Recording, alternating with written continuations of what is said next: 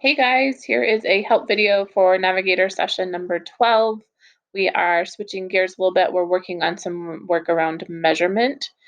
Still doing decimals, but kind of using measurement as a way of trying to understand how powers of 10 work. So we are going to be ordering measurements today. So just some kind of a fun thing that we would have done in class if we were all together.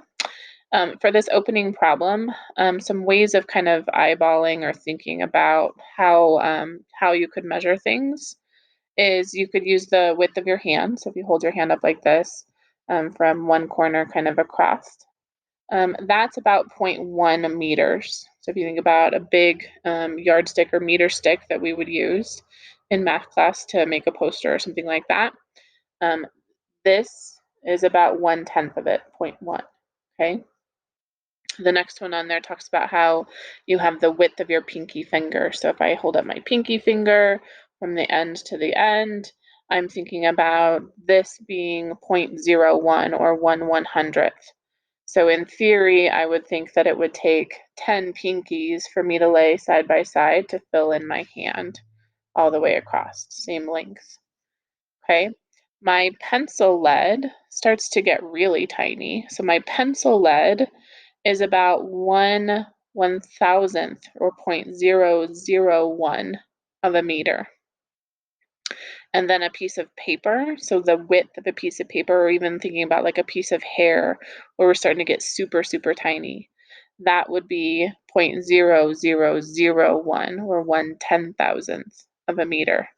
And so in class, we would have gone and actually measured a bunch of stuff using our body parts, but we don't have that ability. So we're going to go and just do this card sorting activity. So if you scroll down, you have a Google drawing here that you're going to need to open up. So you'll have to double click on it to open up these cards to be able to move them around. In order to move them, first I want you to sort your objects here in terms of size. So like thinking about what is the smallest out of all of these options. Um, so let me click on it and see if I can get it to work for me. So I have the wingspan of a big jet aircraft, right? This is pretty big.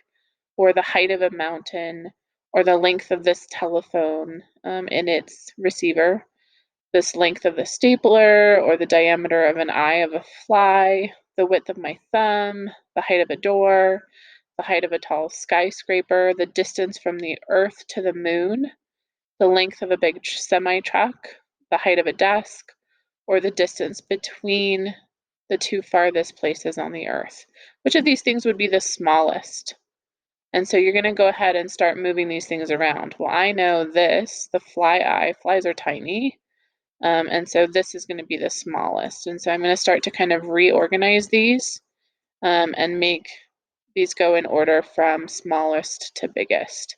And as I'm doing that, I could go ahead and start my matching at the same time. So then I'm looking down here on my number cards. If this fly eye is the smallest thing, I would look in my decimal numbers down below to try and find what decimal is the smallest number that would be a good representation for that. And so I know I don't want these really huge numbers like 400 million or even 20 million. I want to know what decimal, what itty bitty number is the smallest. And so I see there's a 0.2, this 0.02 would be smaller. This right here looks like it's the smallest, right? Least number of numbers, or I guess it has more numbers behind the decimal point. That one is shifted further down into its place value. Okay, so I know these two would go together, and then I would grab whatever I think is the next smallest thing and kind of match it. So I'm going to go from the least up to the greatest. I'm going to probably need 2 rows in order to get that done.